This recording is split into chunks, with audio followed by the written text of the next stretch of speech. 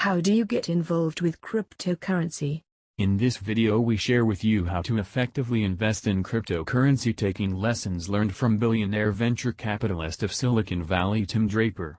Tim is a billionaire venture capitalist from Silicon Valley in California. He joined the Switzerland Crypto Summit in March of 2018 to share with crypto enthusiasts how to build their crypto portfolios and how to be mindful investors without getting overwhelmed in the process. He later shares how crypto is changing our economy and our world in a way that is bigger than the internet boom.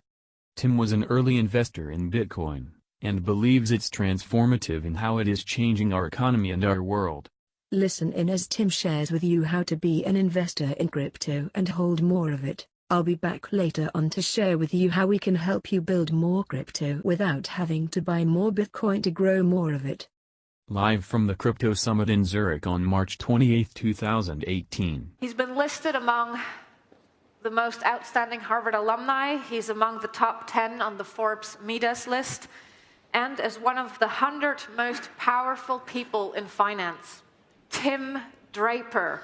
You're one of the few venture capitalists which has gone for a blockchain technology and Bitcoin and cryptocurrencies at a very early time. And you've stuck with it. You've said, I think, at some point, why should I sell any cryptocurrencies? That's like I'd be trading the future for the past. And that sounds like a terrible idea. I think investors, especially those who are maybe not yet quite as long in the space as you, might be interested in what's your advice, and what are some of the lessons learned for crypto investing that you could share with us? Wow, this is really interesting because I think Switzerland is starting to recognize something that I've been focused on a long time, which is regulatory competition. If you have heavy regulations, you lose your business. Switzerland, it's fun talking to Switzerland. You had the tiger by the tail. Everyone was going to do their ICOs through you, and all you had to do was make it easier for everybody. And instead, the regulatory bodies got in there and they made it tougher. They kept putting more and more barriers up. And so people went to Singapore and to Gibraltar and to Cayman and to other places because it got too regulatorily heavy. And I do feel like governments now have to compete for us.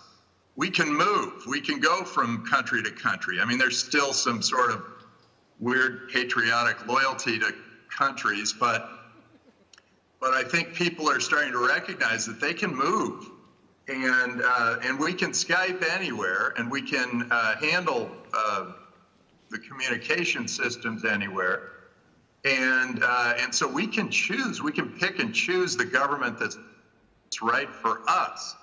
And Switzerland had an enormous opportunity there. And I think that they've lost their big opportunity, but maybe they can bring it back by being regulatorily light. It's really interesting. It's great to see all you investors out there. Somebody asked, where should I domicile my ICO? Yeah, I think it's Liechtenstein in Europe, but it's Gibraltar everywhere else, maybe Singapore. The Swiss had a really interesting structure, but we had real trouble with it because they set it up so that there were two things. There was a nonprofit and a for-profit, and the nonprofit was supposed to raise all the money and own most of the tokens, and they would feed the money and the tokens into the nonprofit, and the for-profit and nonprofit had to be run by two different people. And with Tezos, we ran into real problems with that structure. Fortunately, we've got some rational people working on it now, and we think Tezos is going to be one of the great tokens of our time. But beware of people's incentives. Beware that if you're a regulator, beware that people can move. and that if you're too heavy-handed, you're going to lose all your customers, all your constituents. And if you're an ICO issuer, then I highly recommend that you go to the place that's the easiest for you. And if you're an investor, here's what was the shocker to me. When I first saw an ICO, fortunately, I asked a lot of very tough questions and pointed questions to figure out exactly where all the money goes and where all the tokens go. It turns out when you invest in a company that is doing an ICO, there are 3 pies. It used to be there was just one pie. There was the equity pie, and the equity pie would be divided according to, you put in some money and there's an equity pie. Well, with tokens, there are now 3 pies. And the first pie is the equity pie, because there is still a for-profit organization there. And that could end up being where the entrepreneurs move all their efforts.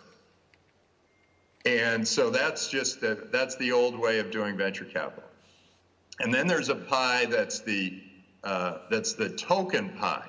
How are the tokens split up? And if for some reason the founders are treated differently than the company is in the token pie, you've got to ask some serious questions. I don't think it's appropriate for a founder to sell you 10% of their business, and then the founder gets, say, 10% of their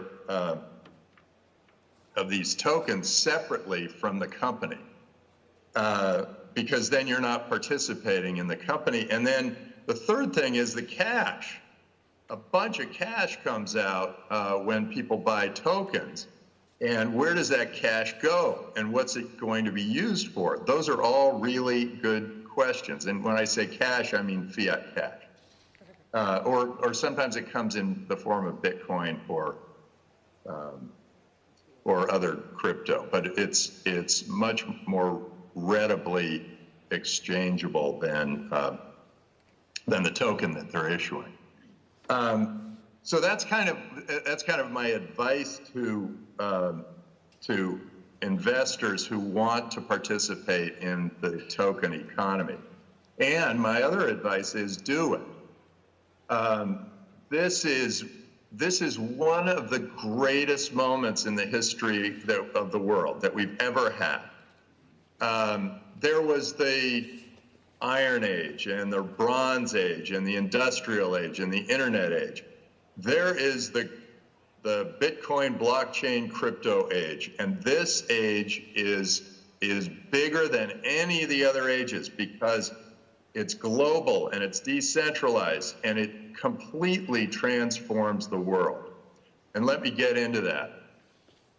There are a lot of ways you can think about making change. What we've noticed is that we've made the most money and created the biggest and most exciting companies when we found an entrepreneur that was using a new technology to enter a very large industry, and that industry was run by a monopolist or oligopolists who were providing bad service at a high cost to the customers. And that happened, the internet came along, and that happened in many, many industries, in communications with Skype, in information with Google, with Napster changed the music industry, but eventually it was iTunes and Spotify. All of these industries got changed. They were all run by monopolists and oligopolists. And when people came in with the internet, that new technology, all of a sudden, you had an opportunity, you saw entrepreneurs with an opportunity to build a wedge into that marketplace and then expand into that marketplace. And Skype did that beautifully. They cut into the long distance carrier business, and they grew, and they became the biggest long distance carrier in the world. So that's what I look for in a startup. I look for a company that is taking a new technology and applying it to an industry that could potentially change, that is currently run by a monopolist or an oligopoly and providing bad service at a high cost. And the blockchain came along. Well, first I got to talk about Bitcoin. Bitcoin came along, and there was a major breakthrough in currency. And all of a sudden, there was something decentralized that I could take from country to country without any decrement in my value, and I could spend it in any country. It was an easy money to send across borders. It was money that is not subject to the political whims of some country or another. And I started to think that this was, having a real global currency was something that was going to really change society. And you can read my book to figure out how I actually came upon it all. It's called The Startup Hero. But now that blockchain is the perfect ledger, and you can take a perfect ledger and do a lot more interesting things with it. A perfect ledger can mean that all your healthcare can be on one blockchain, and you can keep track of all your health records, all your Fitbit results, everything you've eaten, all the excursions you've had, all the travel you've done, your blood tests, your ancestry. You can put it all in one place on the blockchain. And as we all do that, we are going to have amazing information, and that information will be incredibly valuable for healthcare. And people will be able to do deep learning with all that big data, and a doctor will become more of a consultant, because what they will do is refer to the cloud and then interpret it. And so, 12 years of memorization might go away. It might be more like, handling things humanly and interpreting. So healthcare is going to change in a big way. Drug companies just pushing some drug that worked on 40% of the population on everybody, that's going to go away. Because you know that a drug on me and a drug on you might have entirely different effects. But they're just happy to just pound those pills out and force us in some way or another to take them. Healthcare is a big one. Banking and investment banking and venture capital are all getting changed as we speak. There's the old way of having monopolistic, oligopolistic banks, that's gone. If anybody who's ever used a ledger to buy crypto recognizes that you've got this ledger, it's like a USB thing, and you look at it and you go, oh my gosh, I don't need that bank. I don't need to support all those people in that big, huge, beautiful building that is a bank. Now, this is really tough news for you in Switzerland, because I know Swiss banks are a big deal. But I think there's an opportunity for Switzerland to reclaim the high land here and jump in front of this crypto world and appreciate it and accept Bitcoin and become, like Japan, say, hey, Bitcoin's a local currency here, and it's a recognized currency. But I want to get into the final part here, which is government. The government is the industry that provides the worst service at the highest cost and always run by monopolies. And all of a sudden, there's this whole part of government that's virtual, this whole layer that's virtual. There's the terrestrial part, and that probably won't change too radically with this new world. But there's although they're going to have to compete for us because we'll move to another piece of territory if we don't like what the government's doing. And we'll rally in social media if we don't like what the government's doing. Anyway, there's this virtual layer of government, and in Estonia, they've already done it. They've already started to reach outside their borders and say, hey, we can provide services to people outside our borders. They don't have to be here.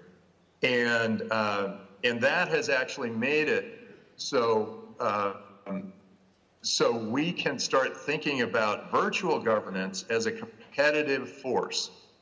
And if we've got virtual government as a competitive force, all these things that government does that are insurance policies in effect, healthcare insurance, welfare, pensions,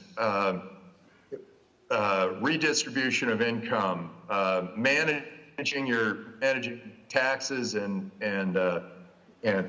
government programs, they are all now subject to being a part of the blockchain. And this could end up being a remarkable time where amazing evolutions and revolutions happen, and you guys get to be a part of it. And as investors, jump in, hold on. This is going to be an amazing wild ride.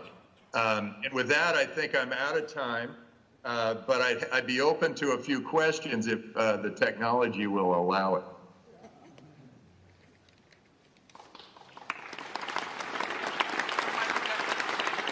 Eine Frage. All right, Tim, do you hear me? Yes, I hear you well. Excellent. So we don't have too much time, but I do want to give time for a question. Who would like to ask Tim a question? Hands up now. Yep, I see you. You went up right straight there. Mike is coming. Just hold on, because otherwise Tim will not be able to hear you. Oh, sorry. Behind there, yes. Just a little bit of patience. It's a big room with a big crowd. Hi, Robert Levin of Emerging Star Capital. Tim, it's terrific what you've done in your career. You have deep insight into innovation and the role of government. My question is, what kind of platforms do you envision 5, 10 years from now for, let's say, decentralized policy solutions being promoted by smart groups like Stanford University or Draper University? So more policy entrepreneurship financed by crowdfunding on the blockchain or future distributed ledger technologies. If you can give us, A, your vision, 2, the techniques. Sorry, I didn't hear 2, Robert. Your not only vision, but the techniques of launching, let's say, policy-oriented solutions on the blockchain that are decentralized and then implemented locally but financed regionally, for example. Yeah, great question. This is a really exciting time for this. The way I'm looking at it, my vision is not one where I'm setting any kind of a policy or trying to create some form of government or another. My vision is that governments, like industry, are now going to be in a position where they have to compete for their constituents, first at the terrestrial level and then at the virtual level. And when there's that competition, great things happen, and they do great things for their constituencies. When you have a monopoly, they get overbearing. They charge a high cost for bad service, and that's what's been going on all across the world. Every government, everywhere around the world, is charging too much for bad service. And now there is this new way of governing, at least the virtual part of governing, that can be a competitive field. And I think that's what's really going to be the key. You can actually, and a lot of these ICOs are coming out with lots of interesting new ways of thinking about how they govern their constituents. I guess it started with Bitcoin. Bitcoin was a proof of work system. And then Tezos said, no, you want to do a proof of stake. And then now there's proof of work, proof of stake. Now there's proof of identity.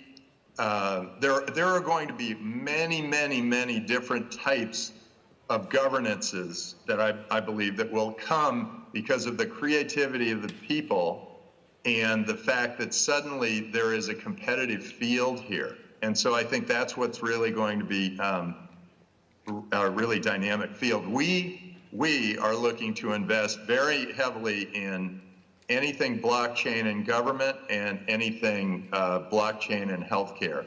Now we'll look at anything. We're looking at vertical takeoff and landing. We'll look at anything. But these are two very hot buttons for me because I think that they're enormous industries that really need changing, and we got a big opportunity to do it. Is there a question? I'd like it if you guys, if you could point to a girl or a woman to ask a question, because it's always fun to, sometimes they aren't bold enough. So come on, go be bold and be empowered, all right, women. Second round. Tim, it's Adriana here. I'm from Master Ventures. My question to you is more from the beginning when you're talking about ecosystems and how the loss from a city can bring or take people from that ecosystem and to grow new ecosystem based on that. Can you elaborate a little more? Yeah, we've built a very competitive ecosystem at Draper University and Hero City. We created a university that has attracted people from 72 different countries. And it's only 5 years old, and we already have students donating scholarships back. And that creating an ecosystem that has that virtuous cycle is very important. Now, the Silicon Valley has an enormous edge here in ecosystems because they have built this whole platform for change. They've built a platform for innovation and change, and everywhere you go in the Silicon Valley, people are saying, well, how can we improve on what these guys have done? How can we improve on what these guys have done? And so you're always looking for, some sort of new creative revolution coming from the Silicon Valley. A lot of other parts of the world are much more stagnant, where they say things like, oh, let's be realistic. Whenever you hear let's be realistic, always think this is somebody who doesn't want any kind of change. They like it just the way it is. Or saying the word impossible. Anything we can imagine is possible. It's crazy, but I grew up watching Star Trek, and all of those things, just about all of those things, except for the Starship Enterprise, have been done. We have the communicator, we have the tricorder reading, we have the medical device that just sees you from outside your body. If you can imagine it, it can happen. And so I always say, imagine something extraordinary and something great for the world, and it will happen. So I think ecosystems can be built anywhere in the world.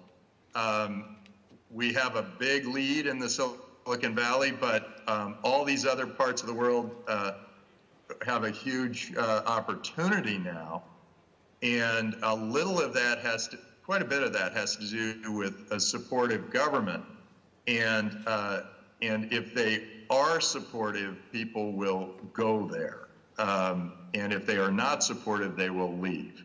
China had Deng Xiaoping, and he created freedom in China for 40 years. China grew like crazy in those 40 years. And now they've got a president who's making huge mistakes. He's blocking everything. He's controlling everything.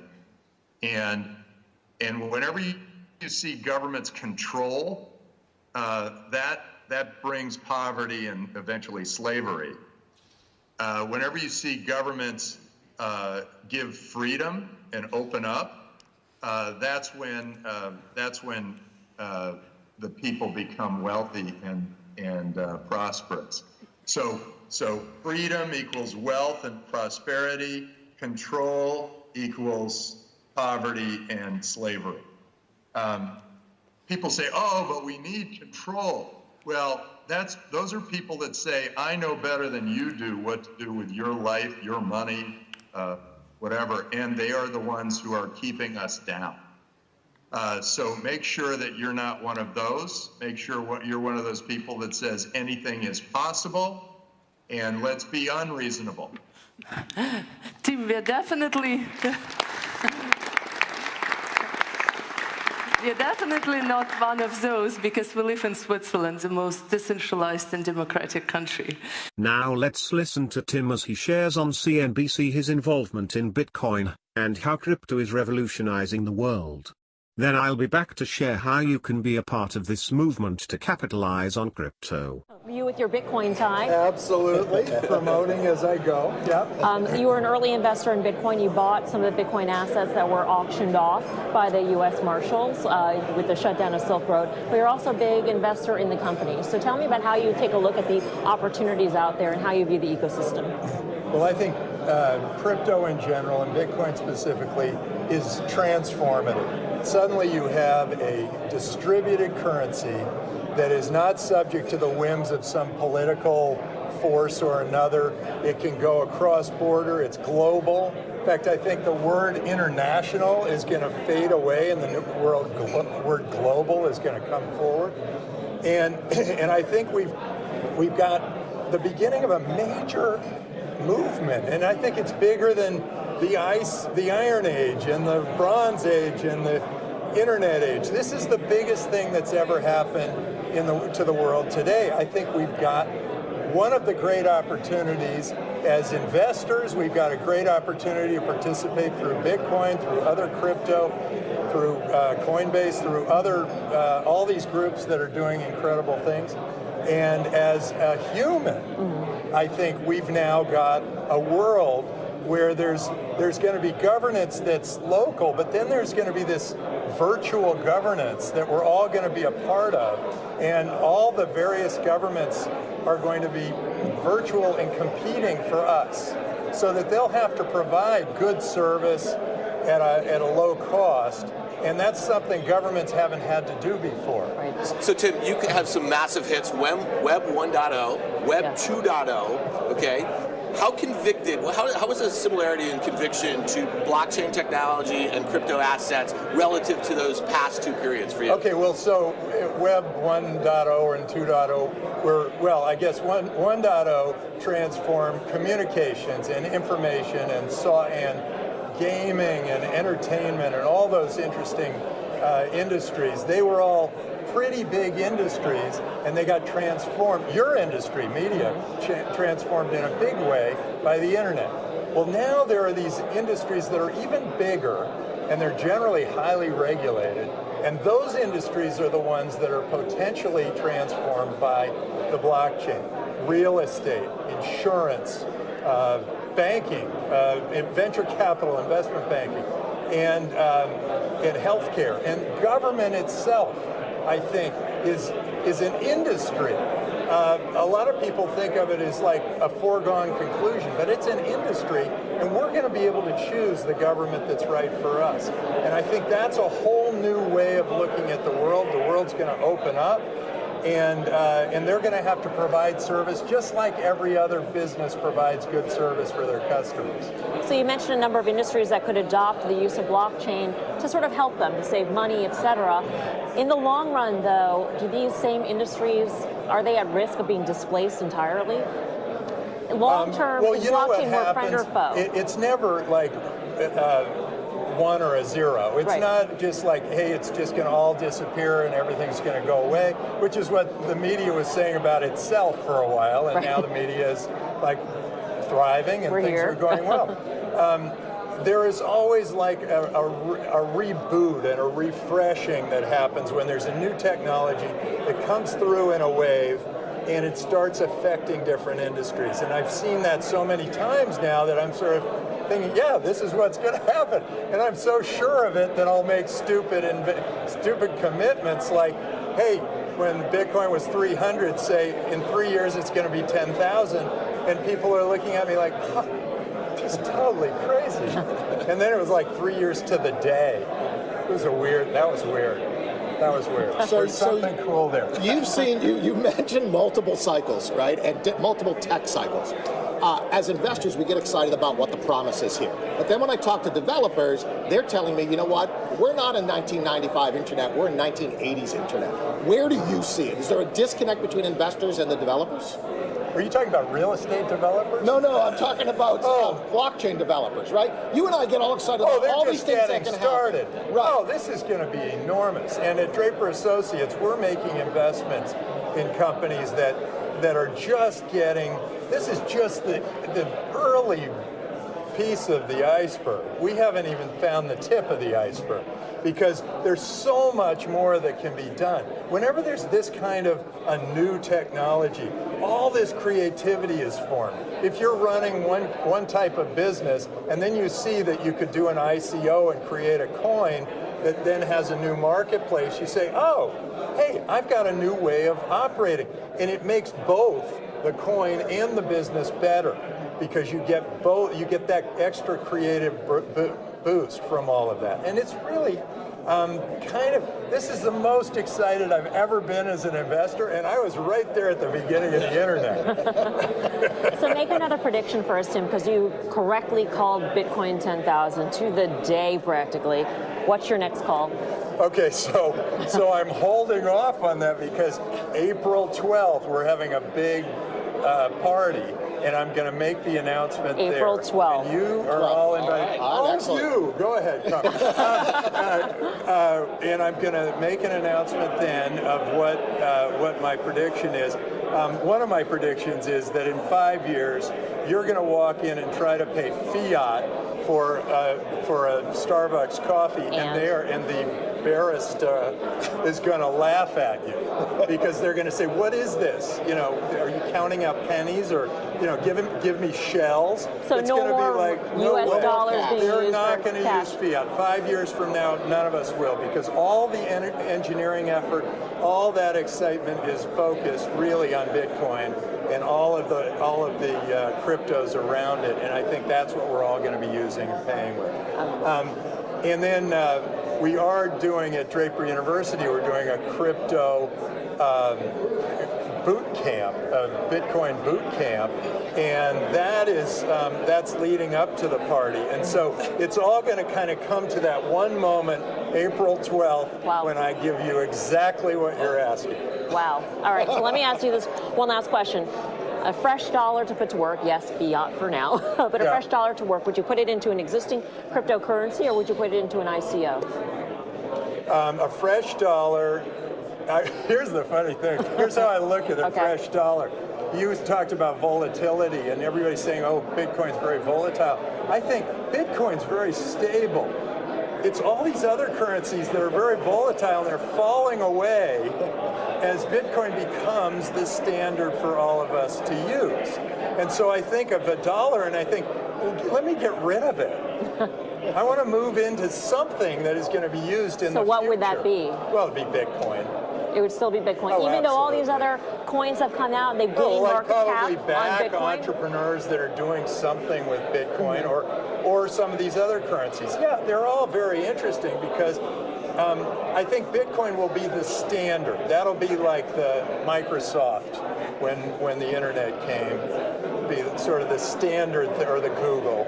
And then there will be all these others that could become Amazon or Apple or Facebook, but some will also be just like small little boutiques. Right. Like they'll only use a marketplace that's kind of just for rings or just for people who are green, right. or people who are, or women. I keep looking for the women coin. I think that's going to be huge because it's this movement. Let me know. It's this huge movement. Let me know, Tim. And the coins have this ability to do a movement, to like monetize a movement. Right. It's different from a corporation. It's different from a nonprofit. It's something new. Right. And it's like the prediction of something that's going to happen, that you want to happen. It's like Kickstarter for societal change. Huh. Interesting. Yeah. Tim, great to speak with you. Thanks for your time. So if you want to learn how to build your crypto portfolio and generate more crypto to hold more of it before we enter into a huge bull run, click the link below this video and learn how to use our system and tools to capitalize on crypto before you miss the boat. We can't wait to share with you how to join this movement.